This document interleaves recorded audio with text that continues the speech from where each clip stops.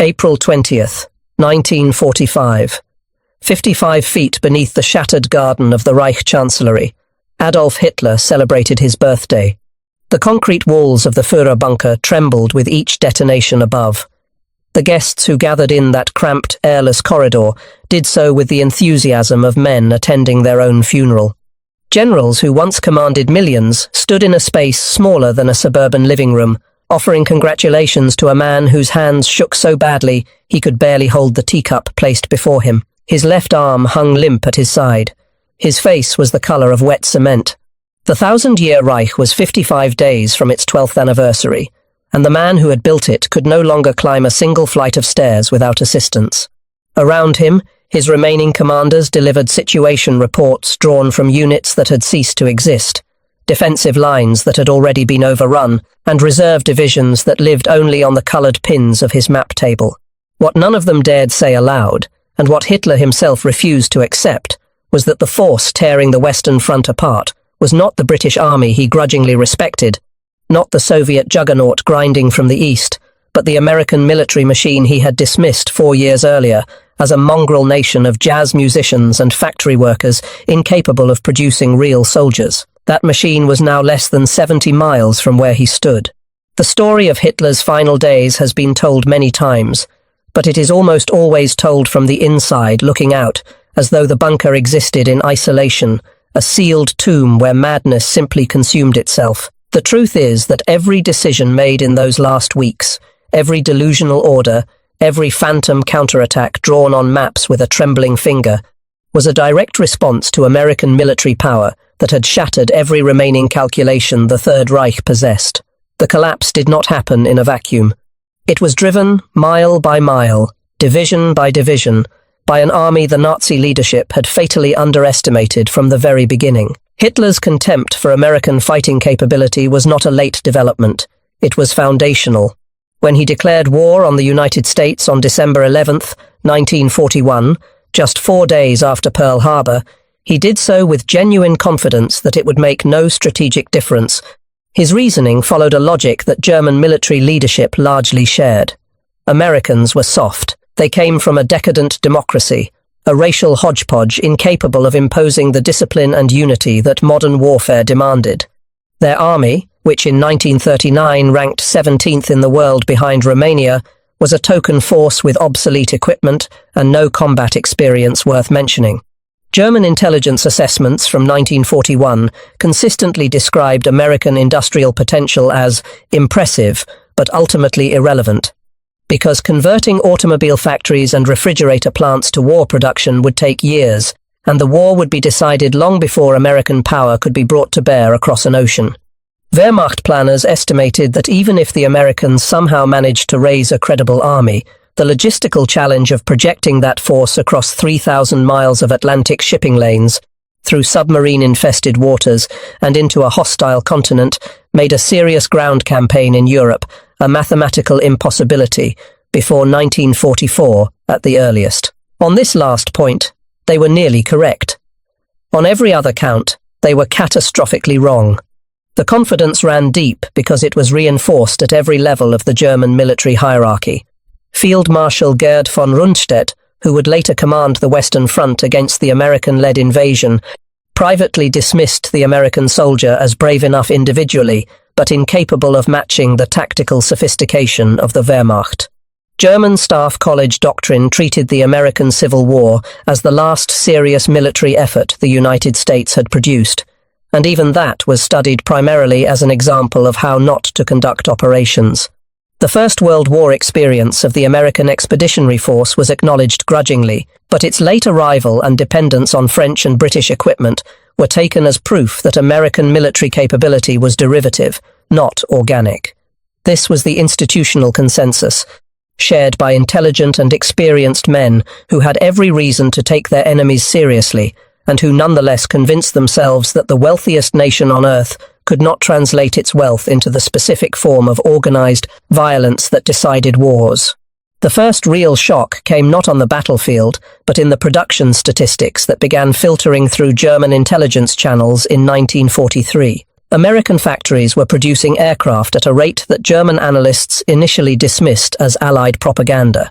When the numbers were confirmed through neutral sources and captured documents, they were dismissed as unsustainable, a temporary surge that would exhaust itself within months. When they proved sustainable quarter after quarter, they were dismissed as strategically irrelevant because quantity could not substitute for the quality of German engineering and the experience of German pilots. And when the quality proved equal or superior to anything the Luftwaffe could field, when P-51 Mustangs began escorting bombers all the way to Berlin and back, and engaging the Luftwaffe's best on better-than-even terms, the dismissals simply stopped. They were replaced by a silence in the intelligence reports that spoke louder than any formal assessment. By the end of 1943, the United States was producing nearly 100,000 aircraft per year. Germany, straining every resource of its war economy under Albert Speer's increasingly desperate reorganization, produced roughly 40,000. The gap was not closing. It was accelerating. And aircraft were only one category. American shipyards were launching a Liberty ship every 42 days at the start of the war. By 1943, they were launching one every single day. Tank production, truck production, ammunition production, every metric told the same story. The American industrial base was not merely outproducing Germany. It was outproducing Germany, Japan, and Italy combined, while simultaneously feeding, clothing, and equipping much of the Allied world. But production numbers were abstractions to the men in the Führerbunker. What could not be abstracted was what those numbers meant when they arrived on the battlefield. And the moment that should have shattered every remaining illusion about American military capability came in December 1944, in the frozen forests of the Ardennes.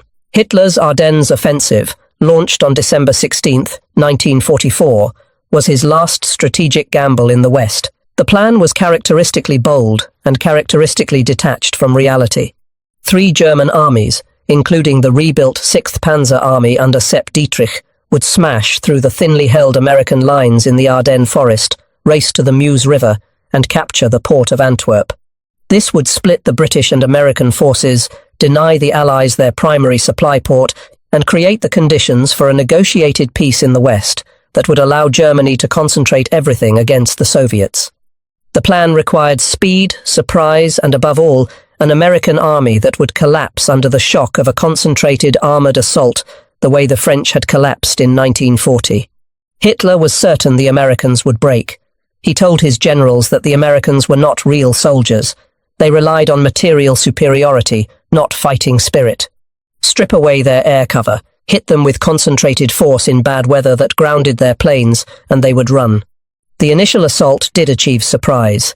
American units along an 85-mile front were hit by over 200,000 German troops, supported by nearly 1,000 tanks and assault guns. Some American units were overwhelmed. The 106th Infantry Division, inexperienced and spread impossibly thin, lost 2 of its 3 regiments in the opening days, the worst American mass surrender in the European theatre.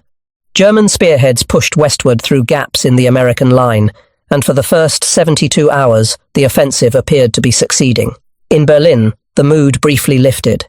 Goebbels' propaganda machine roared to life with proclamations of imminent victory. Officers in the bunker later recalled that Hitler seemed physically rejuvenated, poring over maps with something approaching his old energy.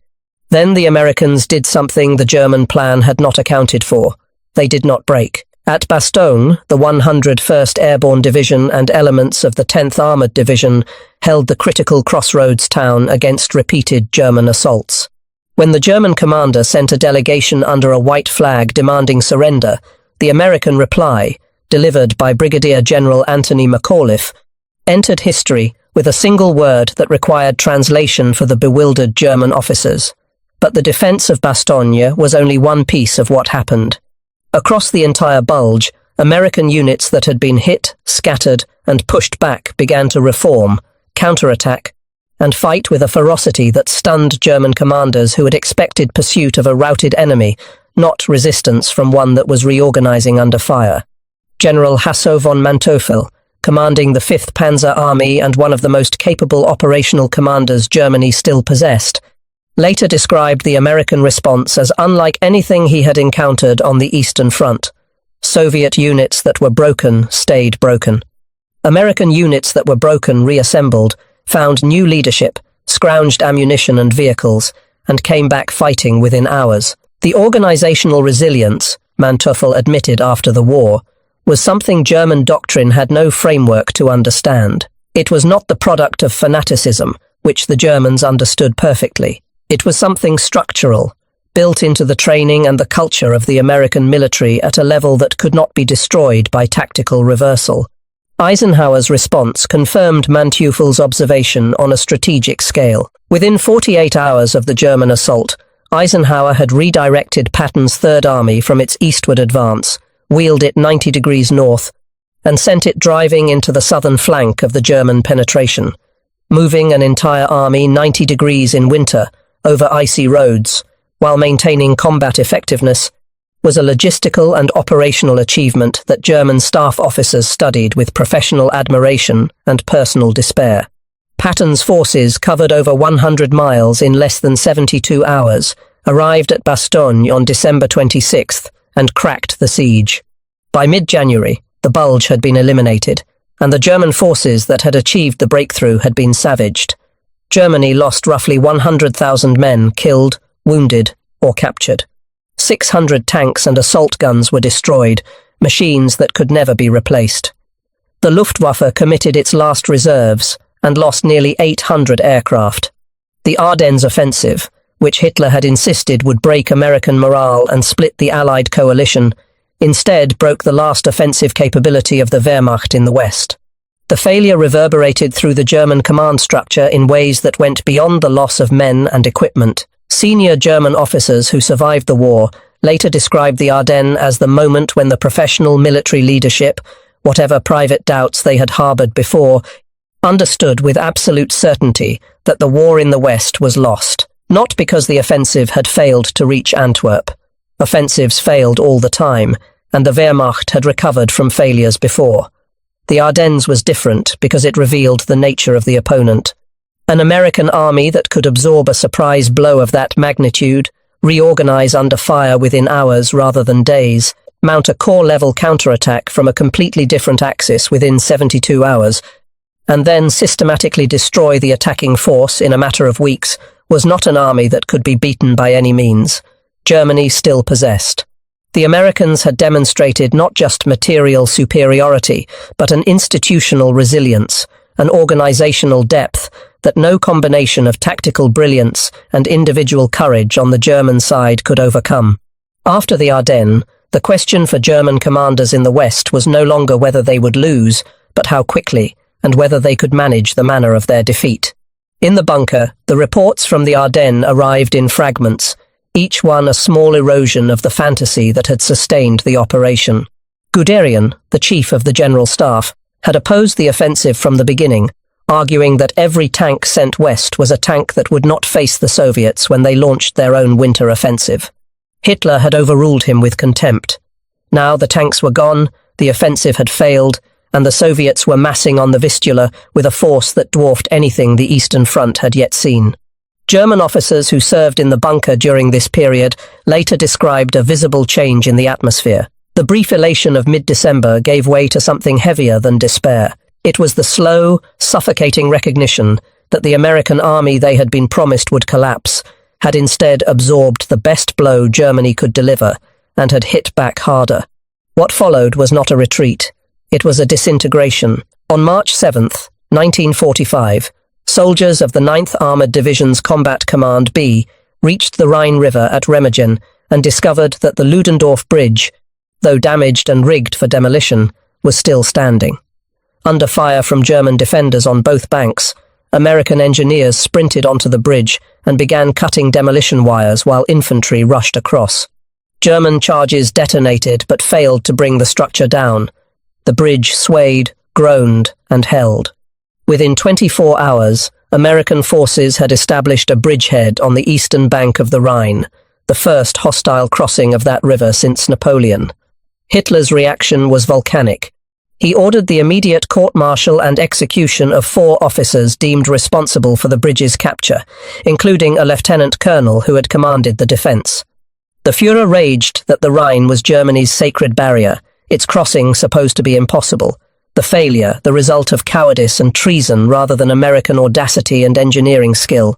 Field Marshal von Rundstedt was relieved of command yet again, replaced by Field Marshal Kesselring, who inherited a situation that no change of commander could alter.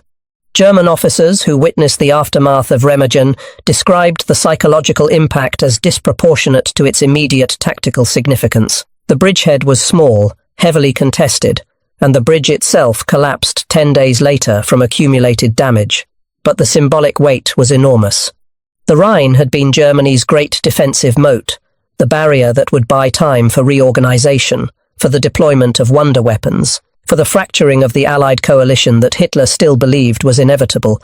Its breach meant that the last fixed line of defense was gone. Everything beyond was open country, and the Americans had demonstrated that they could cross rivers under fire with a speed and improvisation that German doctrine considered impossible without weeks of preparation. But the Remagen bridgehead was only the beginning. Within the next 3 weeks, American forces crossed the Rhine at multiple points along a front that stretched hundreds of miles. Patton's Third Army crossed near Oppenheim on the night of March 22nd, achieving complete surprise with an assault crossing that suffered fewer than 30 casualties, beating Montgomery's elaborately planned and massively supported Operation Plunder by a full day. Patton made certain everyone knew it, reportedly urinating into the river as he crossed and calling Bradley to announce the feat before the British operation had even begun. The 7th Army crossed farther south near Worms. By the end of March, American forces were pouring across the Rhine at 6 points, and the last natural barrier protecting the German heartland had been breached beyond any possibility of restoration. The speed of the American advance that followed defied every logistical model in German military doctrine. Wehrmacht planners had always calculated that an army's rate of advance would diminish as its supply lines lengthened, that there existed a natural operational tempo beyond which no force could sustain offensive operations without a pause for consolidation. The Americans shattered this assumption with a logistical infrastructure that seemed to generate its own momentum. The Red Ball Express, the massive truck convoy system that had sustained the breakout from Normandy the previous summer, had evolved into an even more sophisticated supply network, capable of keeping armoured spearheads fueled and armed as they raced across Germany at speeds that outpaced the retreating defenders. American engineers rebuilt bridges in hours that German demolition teams had expected to deny for weeks. Bailey bridges appeared across rivers almost as quickly as the previous structures were destroyed. Tactical air support, coordinated through radio networks that linked forward observers directly to fighter-bomber squadrons overhead, turned every road junction and every concentration of German vehicles into a killing ground. German soldiers who survived the final weeks of the Western campaign described a war that had become fundamentally asymmetric, where any movement in daylight drew the attention of American P-47 Thunderbolts or P-51 Mustangs that seemed to arrive within minutes of a sighting and attacked with devastating precision using rockets, bombs, and strafing runs that left columns of burning vehicles stretching for miles along every major road. In early April, the scale of the catastrophe became undeniable even within the bunker's hermetically sealed reality. The Ruhr industrial region, the beating heart of Germany's war economy, the complex of coal mines, steel mills, and armaments factories that had fueled the Wehrmacht's campaigns from Poland to Stalingrad, was encircled by the 1st and 9th American armies in a pocket that trapped over 300,000 German soldiers of Army Group B under Field Marshal Walter Model. This was the largest encirclement of German forces in the Western theatre, exceeding in numbers captured anything the Western Allies had previously achieved, and rivaling the great Soviet encirclements on the Eastern Front.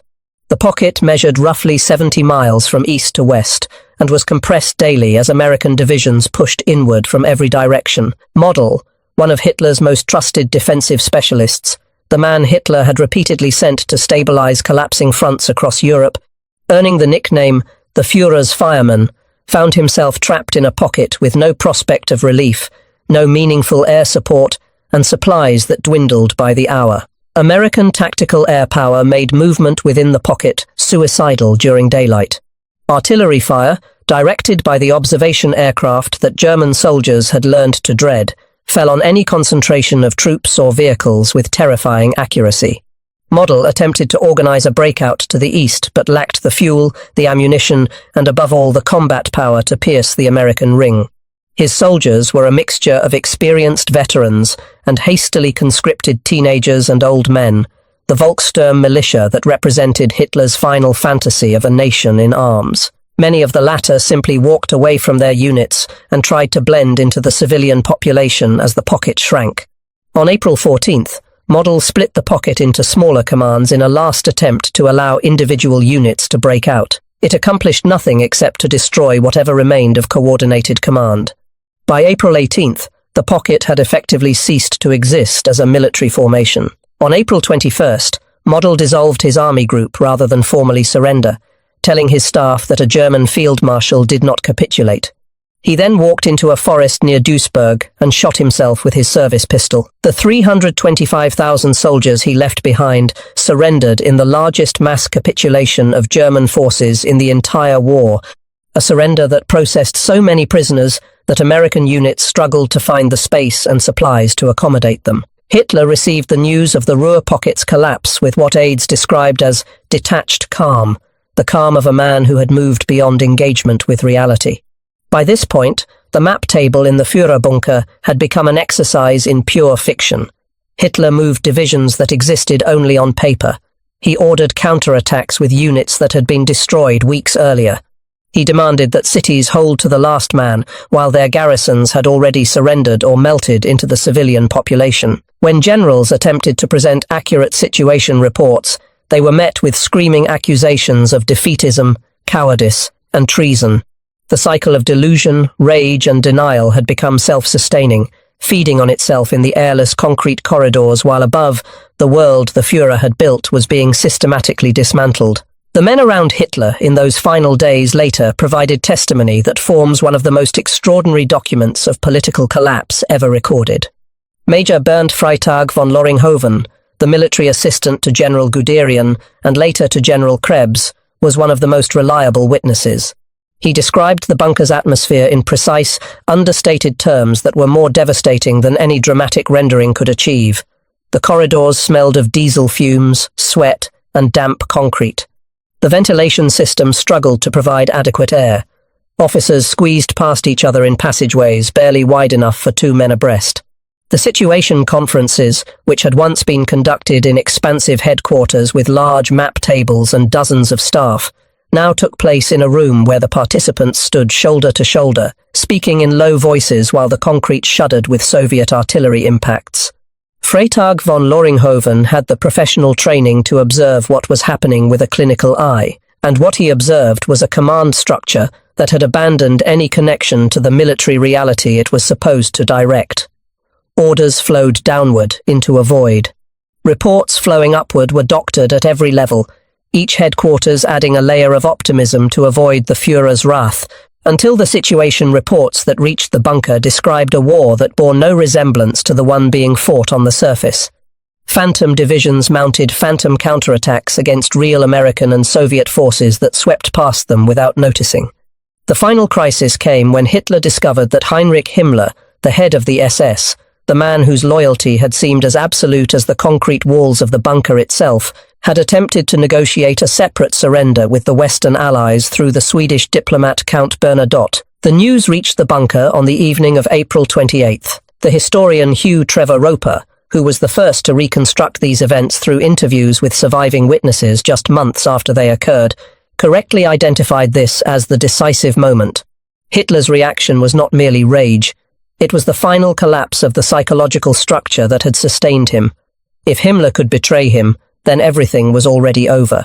The discussion of suicide, which had circulated in the bunker for days in an almost abstract way, suddenly became immediate and concrete. What Trevor Roper reconstructed in the autumn of 1945, working only from interviews with captured German officers who had been in or near the bunker, was remarkable for its accuracy. He correctly established the sequence of events. Hitler married Eva Braun in the early hours of April 29th, He dictated his political testament, blaming the war on international Jewry and expelling Göring and Himmler from the party. He tested cyanide capsules on his Alsatian, Blondie, after expressing doubt that the poison supplied by the SS was genuine. On April 30th, after a final situation conference confirmed that no relief was coming, Hitler and Eva Braun retired to his private quarters. A single gunshot was heard. When aides entered, Hitler was slumped on the sofa with a gunshot wound to the right temple. Eva Braun had taken cyanide. Their bodies were carried up to the Chancellery garden, placed in a shallow depression, doused with gasoline, and burned as Soviet shells continued to fall around the cremation site. What Trevor Roper could not have known, and what would remain hidden for decades, was the extraordinary Soviet operation that followed. The decision had been taken before Hitler was even dead. On April 29th, Lavrenti Beria, the head of the NKVD, and Viktor Abakumov, the head of SMERSH, Soviet military counterintelligence, arranged in total secrecy to send a SMERSH detachment from the 3rd Shock Army to the Reich Chancellery, even though it lay in the sector assigned to the 5th Shock Army. They did this without informing Marshal Zhukov, the overall commander of the Berlin operation, a calculated act of bureaucratic treachery that would have consequences lasting decades. When the Chancellery was reached, the SMERSH team moved in within minutes of the first radio report. All other Soviet personnel were ordered away. Inner and outer cordons were established. Even General Bazarin, the army commander whose troops had actually taken the building, was denied entry. The search began immediately, driven by the knowledge that Stalin's highest priority was finding Hitler's body, even as Soviet propaganda simultaneously announced that Hitler's death was a fascist trick. The scene inside the bunker was chaotic. Soviet soldiers and SMERSH operatives searched rooms still littered with the debris of the Reich's final hours. The interpreter Yelena Rozhevskaya described finding a young SMERSH woman signaller trying on one of Eva Braun's dresses. The woman did not dare keep it because it was too low-cut to wear in Stalinist Russia. Captain Shota Sulkanishvili commanded the sappers who cleared the bunker of booby traps, but his men were sent away as soon as bodies were found. Among the first discovered were 2 partially charred corpses. The male had an orthopedic boot. It was Joseph Goebbels. The woman beside him was his wife, Magda, who still carried a half-melted gold cigarette case and Hitler's own Nazi Party badge, which the Führer had given her as a personal gift. Most horrifying of all was the discovery, days later, of the Goebbels children. Concealed under Wehrmacht blankets in their bunk beds, the 6 children had been poisoned by their parents. The eldest, Helga, had a damaged jaw and bruised face, evidence that she had tried to resist the capsule of cyanide forced into her mouth. This detail, preserved in the Soviet forensic reports, remains one of the most chilling specifics in the entire record of the bunker's end. The bodies of Hitler and Eva Braun were not discovered until May 5th, found in the same shell crater where Blondie and one of her puppies had been buried after being used to test the cyanide capsules. The corpses were concealed in blankets and smuggled through Red Army cordons to a secret clinic at Buch in the north of Berlin for pathological examination. Hitler's jaw was removed and checked against the records of his dentist's assistant to confirm identification. On the night of May 8th, the official surrender, Rozhevskaya was given the jaw in a red satin box, originally made for cheap jewelry, and told to guard it with her life. As a woman, she was considered less likely to get drunk and lose it during the celebrations. Stalin knew from the beginning what had happened. He knew the body had been found. He knew the identification was confirmed by dental records. And he deliberately concealed all of it, ordering Soviet propaganda to claim that Hitler had escaped and was hiding somewhere in the American zone of Bavaria. It was a calculated provocation designed to embarrass the Western Allies, to sow confusion among the German population, and to maintain a useful fiction that gave Soviet intelligence leverage in the emerging post-war competition.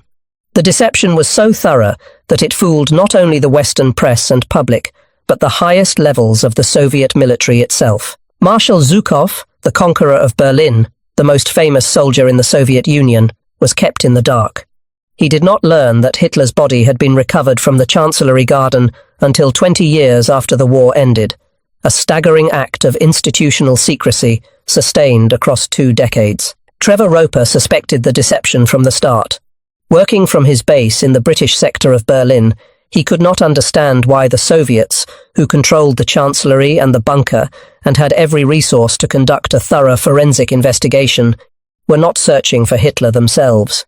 Instead, they were using his apparent absence as a crude political weapon against the Western Allies, insisting that the Americans were harboring a fugitive Führer.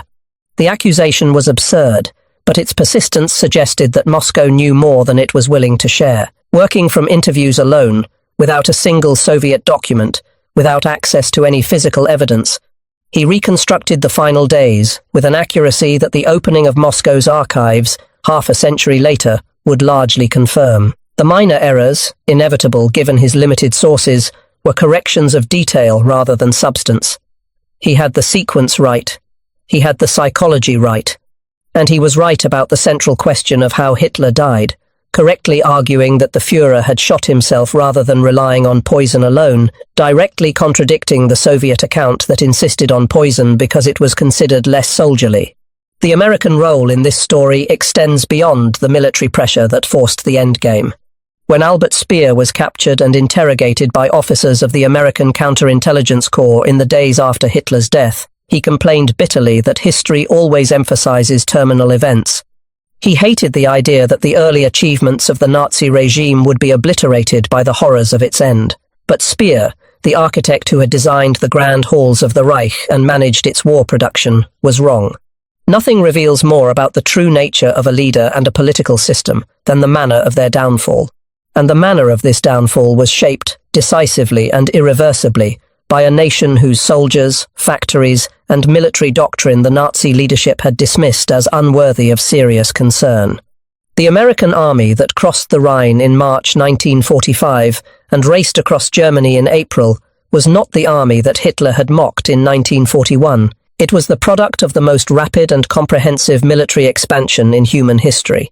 In less than 4 years, the United States had built an army of over 8 million men, equipped them with weapon systems that matched or exceeded anything their enemies could field, developed logistical capabilities that rewrote the operational art of war, and projected that force across an ocean to fight on 2 fronts simultaneously. The army that encircled 300,000 Germans in the Ruhr, that crossed the Rhine at multiple points in a single month, that advanced faster than the Germans could retreat, was the final answer to every dismissive assessment the Führer bunker had ever produced. In the bunker's last days, the irony was complete. Hitler raged against generals who could not stop the American advance, while refusing to acknowledge that the advance was unstoppable. He accused his officers of cowardice, while the real problem was that they faced an opponent whose industrial base, logistical system, and operational flexibility made conventional defense impossible against the sheer weight and tempo of the American advance. He demanded fanatical resistance, while the soldiers he commanded were surrendering to the Americans by the tens of thousands, often with visible relief. Capital were impassable rivers of broken stone. The 1,000-year Reich had lasted 12 years and 4 months. The men who emerged from the bunker after Hitler's death carried with them the testimonies that would allow the world to understand what had happened in those final days. Trevor Roper found them in the autumn of 1945, dazed, cooperative, and remarkably candid. Officers like Freytag von Loringhoven provided accounts of extraordinary precision and honesty, accounts that would be validated decades later when Soviet archives briefly opened in the 1990s. The story they told was not of a military defeat alone. It was of a worldview collapsing under the weight of a reality it had spent years denying. The American soldier, the American factory, the American system of war, all of these had been categorized by the Nazi leadership as inferior to the German model. That assessment had seemed reasonable in 1941, when the Wehrmacht was the most successful military force on the planet, and the American army was still training with broomsticks and wooden rifles. By 1945, the assessment had become the single most expensive miscalculation of the 20th century. General Alfred Jodl, the chief of the Wehrmacht operations staff who had signed the instrument of unconditional surrender on May 7th at Eisenhower's headquarters in a schoolhouse in Reims, spoke briefly after the ceremony. His words, addressed to no one in particular, carried the weight of a professional soldier confronting the chasm between what he had believed and what he had experienced. The American force that had destroyed the Wehrmacht in the West, he acknowledged, was something that German military tradition had no precedent for and no adequate answer to. Its strength was not simply material, though the material advantage was overwhelming. Its strength was systemic, a way of organizing, supplying, coordinating, and fighting a war that made the individual bravery and tactical skill of German soldiers increasingly irrelevant against the accumulated, compounding weight of American capability brought to bear at every level from the factory floor to the front line. Eisenhower himself refused to be in the room for the signing. He waited in his office while his chief of staff, General Walter Bedell Smith, presided over the ceremony. Only after the documents were signed did Jodl and his aide appear before the Supreme Commander. Eisenhower asked a single question. Did Jodl understand all the terms? Jodl said he did. Eisenhower told him that he would be held personally responsible for any violation. Then he dismissed him. There were no speeches, no handshakes, no courtesies extended beyond the minimum that the occasion required. The disparity between the grandiosity of the Reich that had just surrendered and the plainness of the schoolroom because capture by the Americans meant survival in a way that capture by the Soviets did not. This was not speculation. It was documented in the behavior of entire German formations in the final weeks. German soldiers on the Western Front in April 1945 did not fight to the last man. They fought just long enough to slow the American advance, then surrendered, or they fought fiercely on their eastern flank to keep Soviet forces at bay while deliberately opening gaps to the west. Entire units marched toward American lines carrying white flags. Officers who had commanded divisions negotiated the surrender of their formations with junior American captains, accepting the humiliation because the alternative was Soviet captivity, from which many knew they would never return. It was the largest voluntary mass migration of enemy combatants toward a single captor in the history of warfare, and it said everything about what 4 years of fighting the American military had taught the Wehrmacht about the character of its opponent. The distinction was not lost on the men in the bunker. Even in the final days, when discussion turned to escape routes and possibilities for continued resistance, the calculation among those who still possessed the capacity for rational thought was oriented entirely around reaching the Americans. Freytag von Loringhoven and his fellow adjutant were given permission by Hitler to leave the bunker on April 29th to rejoin fighting troops the day before the Führer's suicide. In practice, their goal was to break through Soviet lines and reach the West. The idea that surrender to the Americans was preferable to any other outcome had permeated the entire German military structure from top to bottom, a final inadvertent tribute to the army Hitler had dismissed as incapable of waging real war. The last conference in the Führer bunker, held on the afternoon of April 30th, confirmed that the 12th Army under General Wenck, which Hitler had ordered to relieve Berlin, would not arrive. It could not arrive. Wenck's forces, such as they were, had been fighting to hold open a corridor to the west, not to march east toward the capital. His soldiers were trying to reach the Americans, not to save the Führer. When this was reported, Hitler said very little. He had already made his decision. He dismissed his staff, shook hands with those who remained, and withdrew with Eva Braun to the private quarters where he would end his life. Above the bunker, the city of Berlin was being consumed. Soviet artillery had turned entire districts into landscapes of rubble indistinguishable from a natural disaster. The Reichstag, the symbolic prize that Soviet forces fought room by room to capture, was a hollow shell. The grand avenues that Albert Speer had designed as the arteries of a world happened was itself a kind of judgment. 55 feet beneath a ruined garden, a man who had promised his nation 1,000 years of dominion chose a pistol and a capsule of cyanide, rather than face the forces his own arrogance had summoned. The nation that he had dismissed as incapable of producing real soldiers had produced the army that, alongside its allies, erased his empire from the map of Europe in less than 11 months. The bunker where he died was not merely a tomb. It was the final classroom of a war that taught the most expensive lesson in military history. The cost of underestimating the United States of America was not measured in battles lost or territory surrendered. It was measured in the total destruction of a regime that had believed its own superiority was a fact of nature rather than a fantasy sustained by early success against unprepared opponents. These stories cost something to live through. The least we can do is remember them. If this one meant something to you, subscribe so you do not miss the next. A like helps more people find these videos, and the comments here have become something special, veterans' descendants sharing what their families never talked about. Be part of that. I will see you next time.